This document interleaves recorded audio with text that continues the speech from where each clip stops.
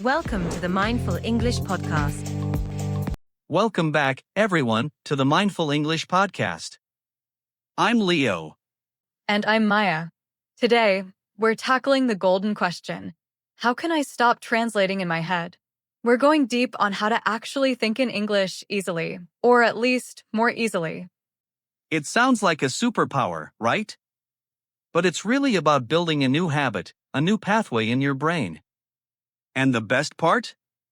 You don't need to be in London or New York to do it. You can start right where you are, today. Let's start by demystifying it. Thinking in English isn't about having perfect, eloquent, British accented thoughts. It's about your inner monologue. That voice in your head that says, I'm hungry, or that meeting was long. We're just switching the language of that channel. And to make this real, let's start with a story. Maya, you had a moment with this, didn't you? In Portugal? Oh, I did. I was in Lisbon, utterly lost, trying to find a famous pastry shop. My brain was a frantic Google Translate. Okay, onde é means, where is, a padaria, bakery. Form the sentence. I was sweating over grammar while just needing directions. Classic translation mode. It's exhausting. Totally. Then, this elderly local saw me looking desperate. He smiled and just said, very slowly lost. Pastry? Go straight. Then, yellow door. No perfect grammar, just keywords with a gesture. And it clicked. My destination wasn't a perfect sentence. It was the image of a yellow door. In that moment, I stopped constructing English and started using it as a direct tool. The thinking shifted from, how do I say it, to there it is. That's the perfect entry point. It's not about sentences at first. It's about simple, direct connections. Word to image. Which brings us to our first, super simple technique, the daily label. I love this one. It's so non-threatening. You just look at objects around you and name them in your head. Window, keyboard, coffee mug, annoying cat walking on my keyboard. Right. No articles, no adjectives at first. Just pure noun-to-object connection. You're building a direct neural link, bypassing your native language. Do this during little moments of downtime waiting for the microwave, sitting on the bus. It's like creating a mental map of your world in English. And you can build on this. I used to do this in a bakery I worked in. I'd silently describe the process. Take the dough. Roll the dough. The oven is hot. Smell is good. Silly, simple, but it wires your brain for action verbs and states of being in your new language. From labeling, we graduate to what I call inner monologue light. This is for describing your immediate actions and tiny decisions. Think in basic phrases. I'm opening the fridge. I want milk. This milk smells bad. I will not drink this. It's a mini soap opera in your head. And embrace the simplicity. Your inner thoughts in your native language are probably pretty basic too. We're not crafting Shakespearean soliloquies about doing the laundry. We're just thinking, ugh, laundry again. So think that in English. Ugh, laundry again. Permission to be boring is key. Now, a story about pushing this further. A friend of mine, Anna, was preparing for a job interview in English. Instead of just rehearsing answers, she did something brilliant. She spent the entire day before the interview being her future, successful self in her head, in English. Oh, I love that. From the moment she woke up, her inner voice was in English. Today is the day. I will choose the blue shirt. It projects confidence. My research on the company is solid. I am ready for their questions. She even argued with herself in English in the shower about her biggest weakness. By the time of the actual interview, thinking in English wasn't an extra task, it was just the mode she was already operating in. And she got the job. That's next level application. She created an English thinking environment for herself, which is a perfect segue to a more advanced tool, the designated English bubble. Yes. You can't be in an English bubble 24/7, but you can create small, regular ones. Maybe it's your commute. You promise yourself to only think in English during that 20-minute walk. Or while you're cooking dinner. Or during your workout. During my workout, my inner English is just one more rep. Why am I doing this? I hate this, but I will do it. It's not pretty, but it's authentic. Authentic is the goal. These bubbles train endurance. You'll hit a point where your brain gets tired and wants to switch back. Push just a little longer each time. It's like a muscle. And within those bubbles, introduce what I call forced function thinking. You encounter a problem and you have to solve it using only English resources in your mind. Let's say your phone charger breaks. Oh, this is a good one. Instead of just thinking broken, run through the options in English. Okay, my charger is broken. I need a new one. Can I borrow one? Maybe from my roommate. Where is the electronics store? Is it open now? I think it closes at 7. You're problem solving on the fly, which is how we use language in real life. That builds incredible fluency. Now, let's talk about a secret weapon, your shower. The shower? The acoustics are good, I guess. It's the perfect private space. Have imaginary conversations. Pretend you're being interviewed on a podcast about your hobby. Please tell me you do this. Constantly. I interview myself about photography. It's where I stumble, find new words, and practice flow without any fear of judgment. You can rehearse a real conversation you're nervous about, or just debate an imaginary friend about the best movie of all time. The key is speaking your thoughts aloud, connecting the inner voice to your physical voice. That connection is powerful. But let's add another layer. Thinking in emotions and senses, not just words. This was a game changer for me. Instead of thinking, I'm happy, try to feel the happiness and then find the English words that follow the feeling. This is great. I feel so light. I want to smile.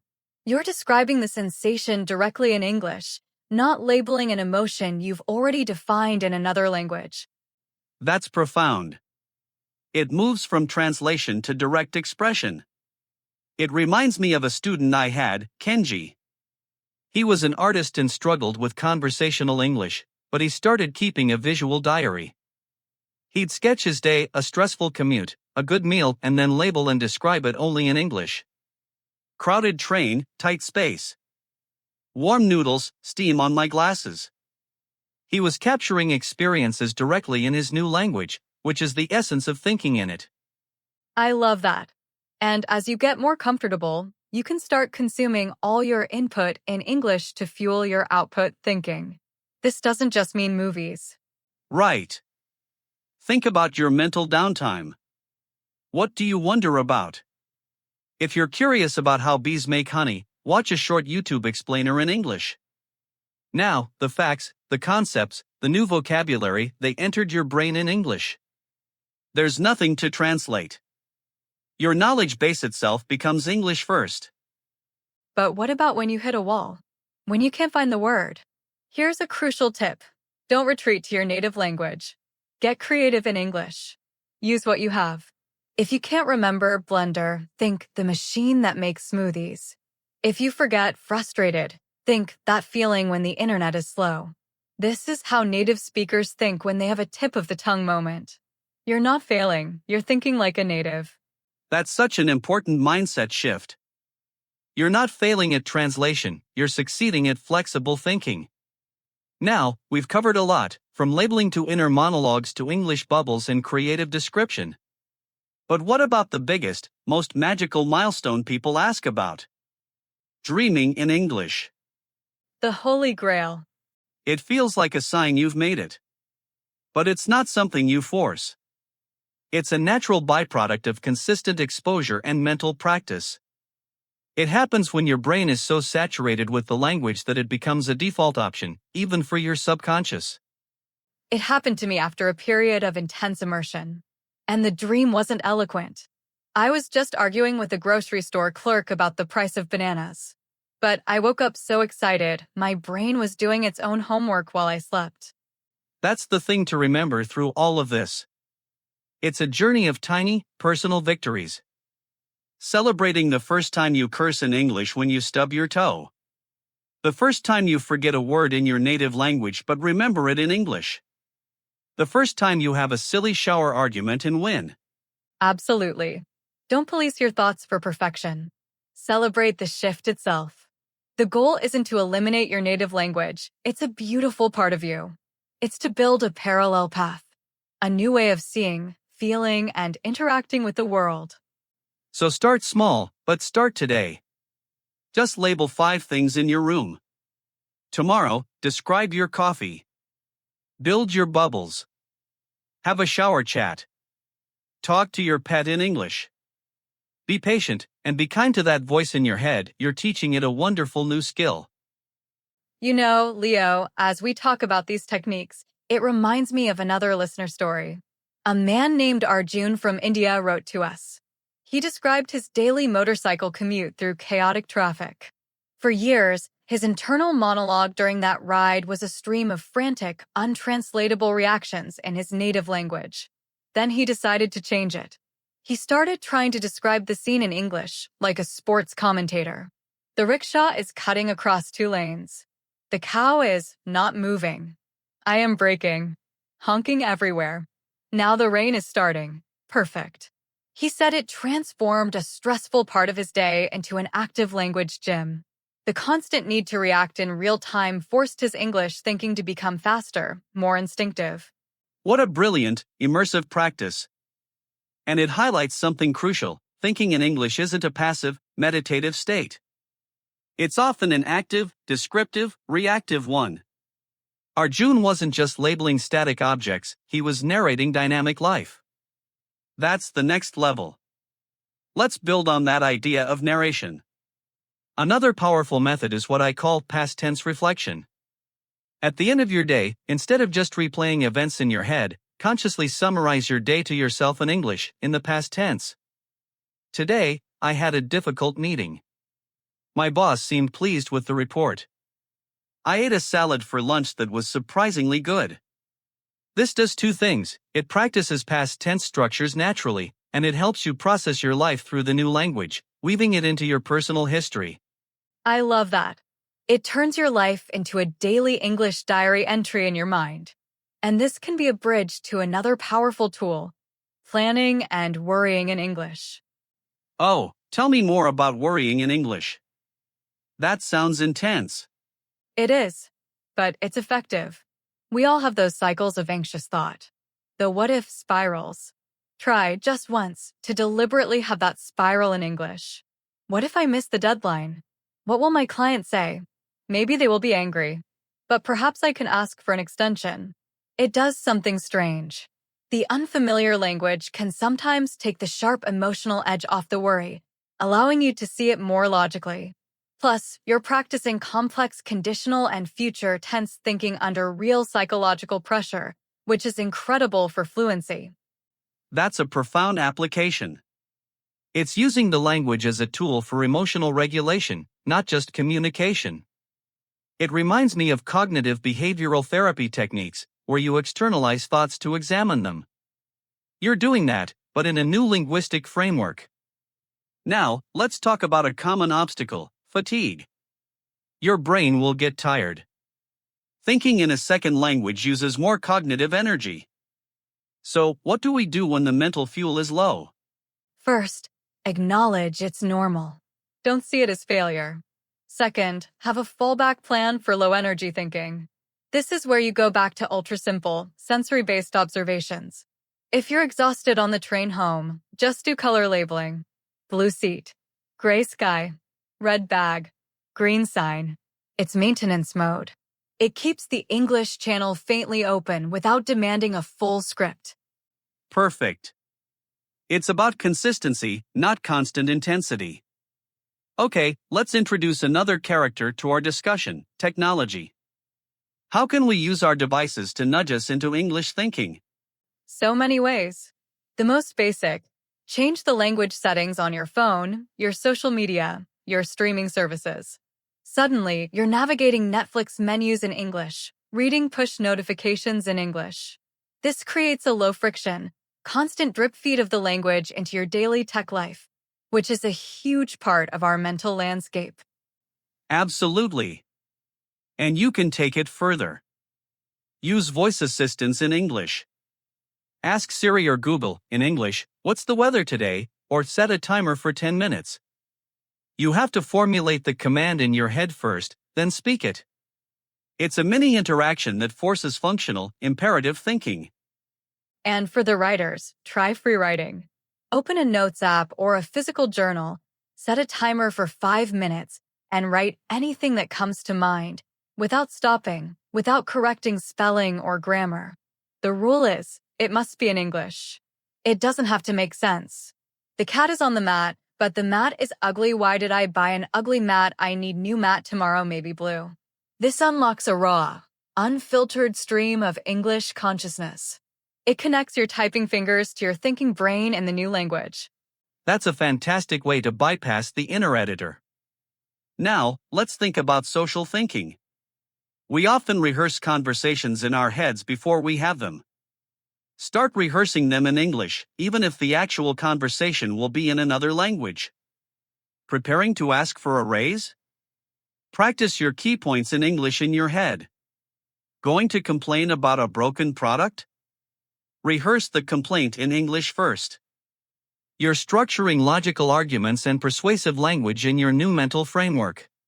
That's a high-level strategy. It builds rhetorical skill. And it leads me to another idea, the alter ego.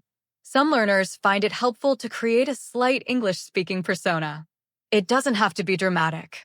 Just a version of yourself that is a little more confident or direct or playful in English. When you switch to thinking in English, you're stepping into that mindset. This psychological trick can free you from the shyness or perfectionism of your primary language identity. I've heard of that. It's like cognitive disinhibition through a new persona. Fascinating. Now, what about the opposite of planning? What about boredom? Those moments when you're in a waiting room, standing in a line. That's prime real estate for English thinking. Play internal games. Count backwards from 100 by sevens. Describe the pattern on the floor tiles. Make up a backstory for the person in front of you, as we said, but in extreme detail. He is a retired librarian who now breeds exotic orchids. He is in line to buy stamps for a letter to his pen pal in New Zealand. This turns empty time into creative, linguistic playground time. Brilliant. We're essentially advocating for a life of engaged, internal narration, but in your target language. It makes you more observant and more linguistically active. Let's also touch on dreams again, because people are so curious. While we can't force it, we can invite it. One method is to do a pre-sleep summary in English. As you're lying in bed, very gently review the key events or emotions of your day in simple English phrases. You're essentially seeding your subconscious with English content as you drift off. A gentle, non-forceful invitation to the dreaming mind. I like that. Now, a question we get, what about when you're learning new vocabulary? How do you integrate that into active thinking? Critical point. When you learn a new word, don't just memorize the translation. Immediately use it in a mental sentence that is relevant to you. If you learn the word meticulous, think, "My colleague is meticulous with her reports," or "I am not meticulous when I cook." Create a personal, mental hook for that word in a complete thought. This moves it from the translation-based vocabulary list in your brain directly into your active thinking repository. Yes, connect it to your reality. And if you can't think of a personal connection, create a vivid, silly mental image with an English caption. For meticulous, imagine a squirrel arranging nuts in a perfect grid and think that squirrel is meticulous. The brain remembers the bizarre image and the associated English word together. That's a classic memory technique, applied to English thinking. Now, let's address a subtle trap, the temptation to think in textbook English. Your inner thoughts can be full of slang, idioms, sentence fragments, and onomatopoeia. That's good. If you're frustrated, think ugh or arg in English. If something is great, think awesome or cool. Incorporate the casual, expressive bits of the language you hear in movies and songs. It makes your internal voice sound more natural and lived in. Absolutely. Your inner voice should sound like you, not like a grammar textbook. Which brings us to a final, overarching principle: kindness. This is a massive cognitive undertaking. There will be days when your brain feels slippery and everything defaults back to your first language. That's okay. It's not a setback. It's a rest. The pathways are still there. Just gently guide it back. The goal is progress, not perfection. The goal is to have English as a available, comfortable room in the house of your mind, not to burn down the rest of the house. Beautifully said, Maya. It's about expansion, not replacement. You're building a new room, decorating it, and spending more time in it. Some days you'll live in it. Other days you'll just pop in. But it's always there, a part of your home. So, to all our listeners, we've given you a toolkit today, from labeling and narrating, to emotional processing and tech hacking, to creative games and pre-sleep seating. The journey to thinking in English is a mosaic of these small, consistent practices. Pick one that resonates with you. Start there. Be the sports commentator of your commute, or the past tense historian of your evening, or the silly storyteller in the queue. Celebrate every time you catch yourself thinking spontaneously in English, no matter how basic. That is the seed of fluency. Water it with patience and practice. Thank you for joining us on this deep dive. Remember, your mind is capable of incredible things. You are already a multilingual thinker, you're just making one of those languages more audible to yourself. We're here with you. Share your journey with us. Until next time, keep nurturing your English mindset. Goodbye. Goodbye. Thanks for watching. See you in the next episode, and make sure to subscribe and like.